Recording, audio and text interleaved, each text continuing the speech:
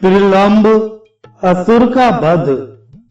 व्यास जी कहते हैं, अनुचरों सहित धेनुकासुर के मारे जाने पर वह मनोहर तालवन समस्त गोप गोपियों के लिए सुखदायक हो गया। इससे वसुदेव के दोनों पुत्र बलराम और श्री कृष्ण प्रसन्न हुए।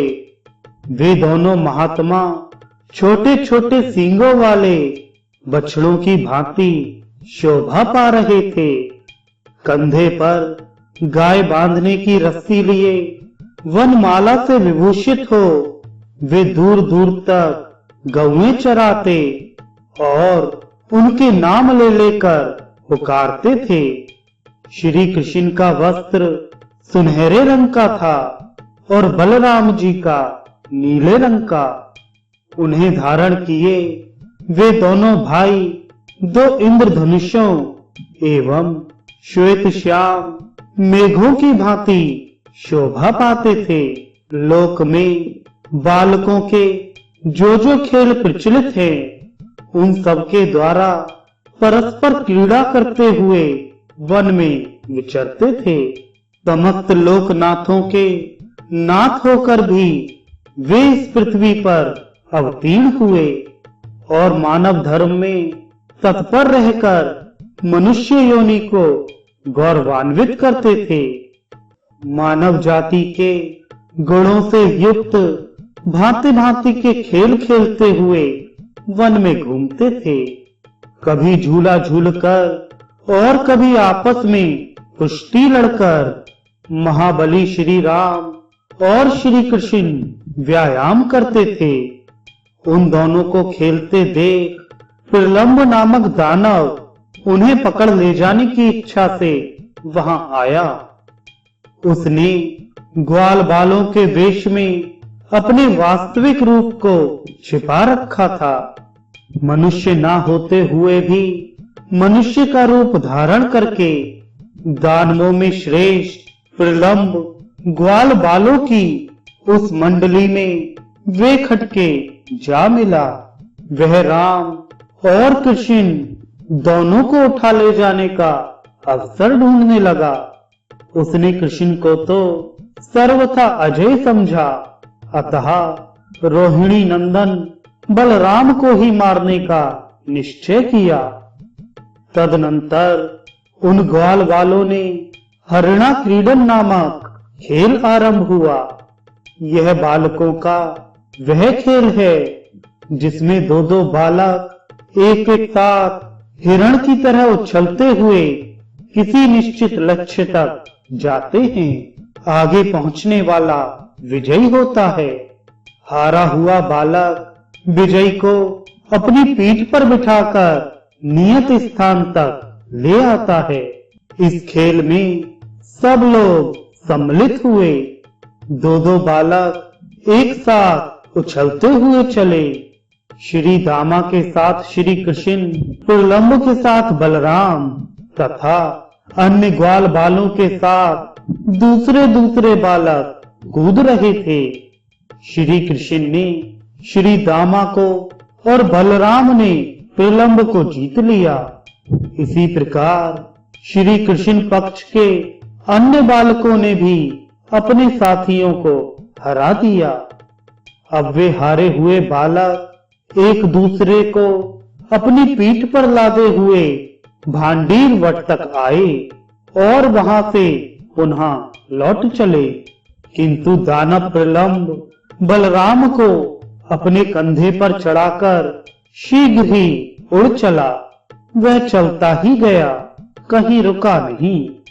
जब वह बलराम जी का भार नहीं सह सका, तब बड़े क्रोध में आकर वर्षा काल के मेघ की भांति उसने अपने शरीर को बढ़ा लिया।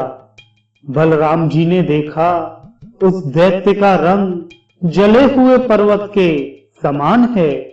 उसके गले में बहुत बड़ा हार लटक रहा था। मस्तक पर बहुत बड़ा मुकुट था। आंखें गाड़ी के पहिए जैसी घूम रही थी। उसके पैर रखने से धरती डगमगाने लगती थी। उसका रूप बड़ा ही भयंकर था।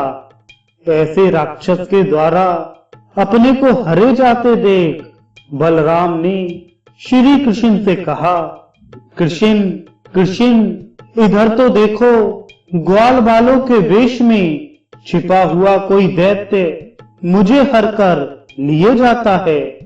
इसकी विकराल मूर्ति पर्वत के समान दिखाई देती है। मधुसूदन, बताओ इस समय मुझे क्या करना चाहिए? यह दुरात्मा बड़ी उतावली के साथ भागा जाता है। यह सुनकर भगवान श्री कृष्ण के ओंठ मंद मुस्कान से खिल उठे। वे रोहिणी नंदन बलराम के बल और पराक्रम को जानते थे, अतः उनसे बोले, सर्वात्मन, यह क्या बात है?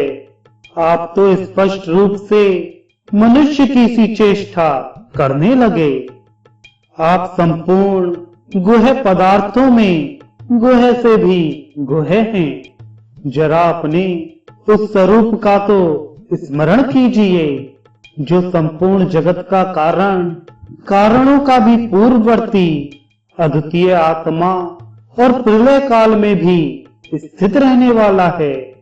विश्वात्मन, आप और मैं दोनों ही इस संसार के एकमात्र कारण हैं और पृथ्वी का भार उतारने के लिए यहाँ दो रूपों में प्रकट हैं।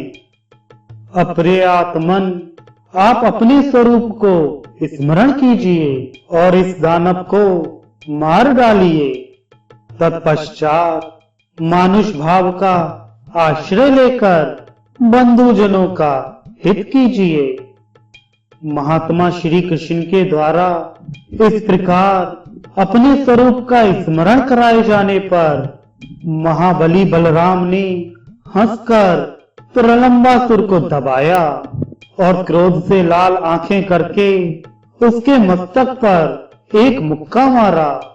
उनके इस प्रहार से प्रलंब के दोनों नेत्र बाहर निकल आए, मस्तिष्क फट गया और वह दैत्य मुंह से खून उगलता हुआ पृथ्वी पर गिरकर मर गया। अद्भुत कर्म करने वाले बलदेव जी के द्वारा प्रलंब को मारा गया देख ग्वाल बाल बहुत अच्छा हुआ, बहुत अच्छा हुआ कहते हुए उनकी प्रशंसा करने लगे। इस प्रकार प्रलंबासुर के मारे जाने पर ग्वाल बालों के मुख से अपनी प्रशंसा सुनते हुए बलराम जी श्री कृष्ण के साथ पुनः गौओं के समूह में आए।